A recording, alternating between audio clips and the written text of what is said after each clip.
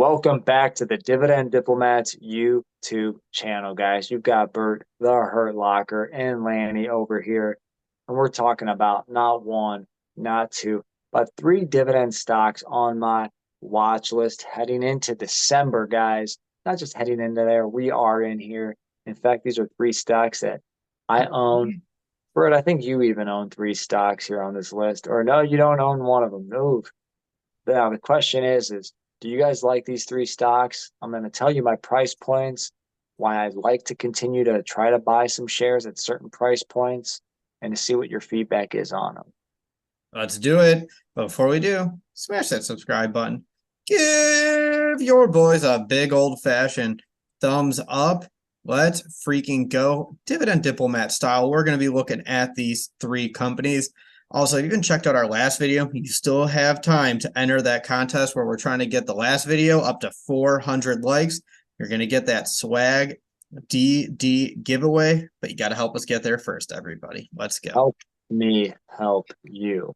Help me help you, guys. So the S&P 500 closed out November 2023. It's one of the best months since since 2022. Definitely a decent surge in the stock market as of late, guys. I mean, the S&P 500 almost hitting 4,600. So it was up 374 points this month, up 9% this month. So it's been very tough to find undervalued dividend growth stocks, as Bert even indicated on that last video. So definitely check it out. Again, 400 likes. So Bert, almost 4,600, 9% plus, almost 9% appreciation in November. What's a guy got to do here to buy a dividend stock? Well, he's got to first take each stock, turn that son of a bitch sideways, and run it through the Dividend Diplomat's Dividend Stock Screener, everybody, where we focus on three metrics here: the price to earnings ratio, less than the S&P 500, payout ratio less than 60%, history of increasing those dividends, where you look at the 5-year dividend growth rate and the number of years they've increased that dividend. And then that bonus metric is the dividend yield. We run all of our potential investments through this screener, see where the numbers shake out, and then determine, do we want to keep doing more research, or are we ready to buy right now? Yeah, and we're not going to we're not going to regurgitate so much information. We're not going to elongate because your attention is, obviously important, and we don't want to keep burning too much of your time here. So there's three stocks. I hold all three stocks, quite a few years for each one, some longer than others. Hell, and one of them I think I've owned for at least 10 years, possibly. We've got one dividend king on the list, one soon to be dividend aristocrat, and one is climbing out of the dividend cut that they did from about 3.5 years ago. And they're coming back very strong, though. So, Bert, should we just jump into the three stocks? Should we tell the community what's going on my watch list here? Yeah, we should. But also, PSA, subscribe to the channel if you haven't already. Just a reminder, if you haven't, please do so. Now that you have, Lanny, take it away, my friend. All right, first stock here, because they hit new 52-week lows this week. I believe they hit it on November 29th, possibly. Somebody can fact check me there in the community. Hormel, ticker symbol HRL. Yes, the deli meat, Oscar Mayer loving Hormel stock here, guys. We love them. Yeah, you're right. It hit those 52-week lows. It's down 35% over the last year, down 33% over in 2023. Sheesh, Lanny. Hormel just can't catch a break now, can it? No, they can't. I believe Kraft Heinz actually owns Oscar Mayer, so correction there, just in case somebody could fact check that as well. But we're talking Hormel pepperoni, Hormel chili. We all love it. Yeah, very interesting. Obviously, Hormel's dealing with a lot of, I think from their earnings release, they were talking a lot about a potential turkey impact and ground turkey impact from their Jenny O brands. And really there seems to be a big focus on the turkey product line. I'm not going to say I'm a food expert by any means. That makes sense. It's Thanksgiving, got to talk about some turkey. Seems appropriate to me. But I mean, hey, They had $12 billion of revenue. What is the second time they've ever done that? So they continue to hit high marks as prices go up with inflation. They're anticipating another $12 billion plus year again in 2024 in the coming year. So they're not expecting a big revenue slowdown. And that's huge. They had strong cash flow, $1 billion in operating cash flow. So from the pure income statement and the cash flow statement, there are some pretty nice numbers to take a look at. Yeah, decent balance sheet, current ratio over 1.4x, quick ratio about 0.7. Seems like they're about to pay off a large chunk of that long-term debt, so we should see that continuing to go down. But yeah, that's part of the reason why, though. They're down again 35% the last year, trading at $30.59. So let's get into some of those stock screening metrics. We're going to hit them fast. We're going to hit them hard, guys, just like their pepperoni does when you fricking eat them and smack them. Uh, I'm going to just backspace out of that. I don't know. Um, I want us to keep talking. I want you to keep elaborating on smacking pepperonis. Please, Landy. in 2020, the next fiscal year of 2024, their analysts are expecting $1.68 in earnings, so 18.21 to the PE. Now, Bert, we slide into that dividend payout ratio with them now paying about 28 and a quarter cent per share per quarter, or $1.13 in dividends per share per year. 67% now on the payout ratio. Smidge above 60%, but still plenty of room before you hit the 100%. You start getting worried about a dividend cut.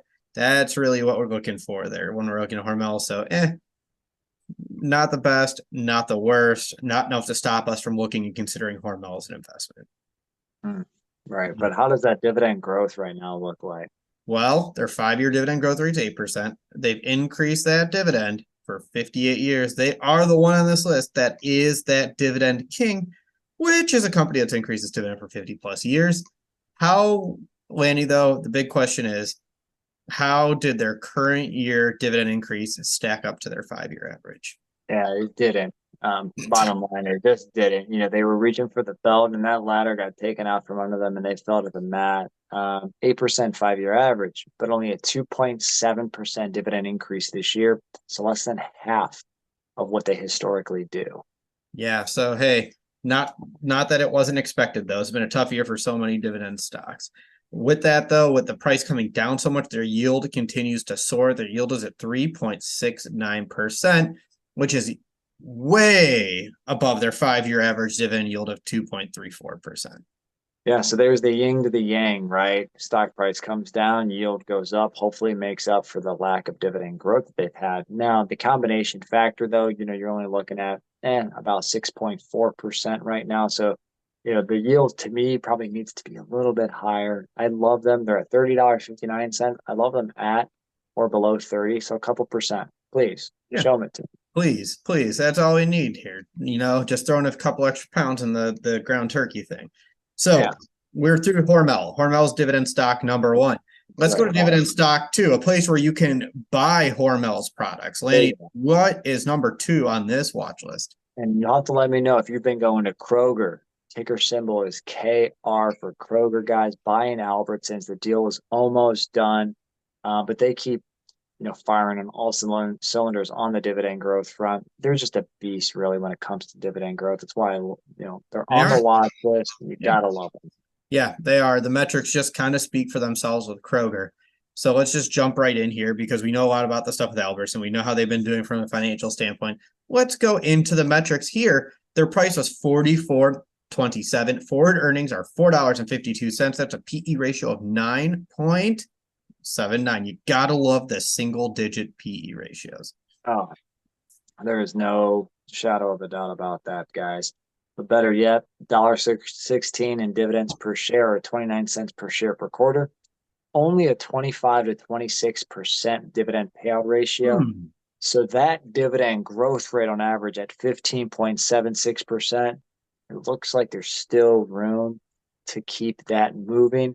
Now, with the Albertsons deal, we'll see how cautious they are in 2024 on the dividend increase. But the dividend payout ratio is saying, hey, keep me up at double digits, baby. I love it. So that's what the payout ratio is saying. Let's see if they continue to deliver that. So with that strong dividend growth rate, what is that dividend yield? That's the $1 million question. It's 2.62%. So a nice little premium compared to the S&P 500. Yeah, pretty flat this year, and down about 9% since last year. 5-year yield is 2.11% on average. So they're 51 basis points above that, which it's 20+% premium to the yield right now. Yeah, that's beautiful. So that's Kroger, everybody, the second dividend stock here on the watch list. Let's It's see. true. Let's see. So you may be using dividend stock number 3 on your way to go get your groceries from Kroger. Is that the segue Yeah, to go into it's a this one, Lanny? circle. Remember, it's a circle. Just like was that in Austin Powers, the circle. Oh, I don't know. I don't know the movie you're referencing, but I know the reference. I know the Yeah. reference. I can't think of the Somebody movie it's in. tell us what that is. But yeah, we're talking about Shell Oil, ticker symbol SHEL. Shell. They changed their ticker symbol a couple of years ago during that time period. So it's Yeah. nice that they kind of right size that with the whole Class A, Class B shares type of thing going on there. So Shell, guys, Shell Oil, oil is kind of showing some value here. And I talked about this on a previous video with Bert. Mhm. And I did end up buying a couple of shares of Shell, a little bit ago, about a week and a half or so ago when they're in the 64s. They're now trading at 65.8. And they did cut the dividend. Yes, they did. We all know that in 2020, but they are making it a point to bring it back as well, with evidence of operating cash flows and earnings so much that they're, Yeah. they're still quite a ways away though, Bert, about 28-ish cents away from that historical dividend that they were at. But they're Yeah. getting it. And you never want to see a dividend cut. Don't get us wrong, but this is a very strong preventative dividend cut for the company to help them right size their balance sheet and really kind of hit the big reset button and allow them to get back to dividend growth now and into the future. So it sucked at the time. You didn't feel great about it, but now you feel great about it, looking at how Shell's growing it and what their metrics are looking like. Yeah, exactly, guys. And speaking of metrics, let's get right into it. $8.51 is the expectation with the share price at 65.80. PE ratio I thought was low with Kroger at 9.79. Well, it's even lower with Shell, guys, at 7.73. So even if you were to cut that projected earnings in half, you're still below 16. So just keep that in mind.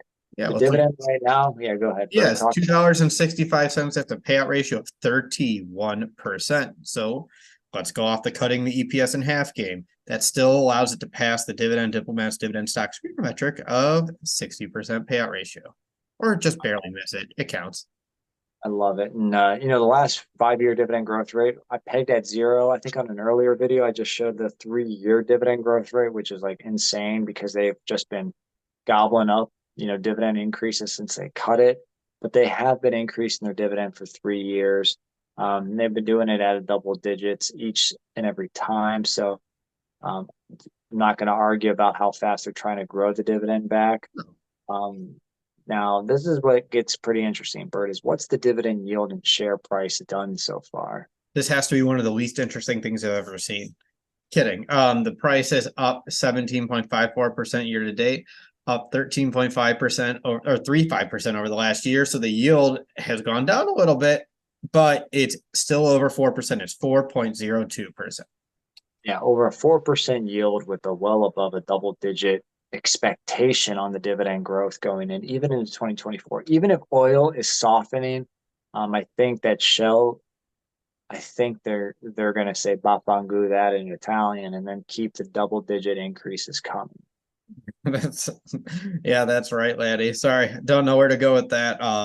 With that. So, all right, everybody. Here are the 3 stocks on Lanny's watch list. We'll put the chart up here so you can see all the metrics in detail. Hormel, Kroger, Shell. Lanny, do you have a ranking here? 1, 2, 3 on your watch list? Yeah, I honestly, strangely enough, I would like Shell more, if they hit below 64, because I'm stubborn, below my last price point. Wouldn't mind gobbling up another share when it's in the 64s. Kroger, give me in the 42s as my second pick. But now if I see Hormel at 30 or below, I will grab a share or two as well. So those are my price points. But what are your price points that are watching? Do you guys even like these 3 stocks? Are you staying away? from that consumer goods of Hormel? Do you not like the grocery store chains or the Albertsons deal with Kroger? Or do you just not like big oil and Shell? Let us know in the comments below. Yeah, and please, let's hope that you at least like us. So help us out by subscribing to the channel. Give this video a thumbs up. And Lanny, what else do we need to tell these people out there? You're either with us or you're against us, Jack. That was Bert, the Heart Man, and Lanny from the Dividend Diplomats, over and out.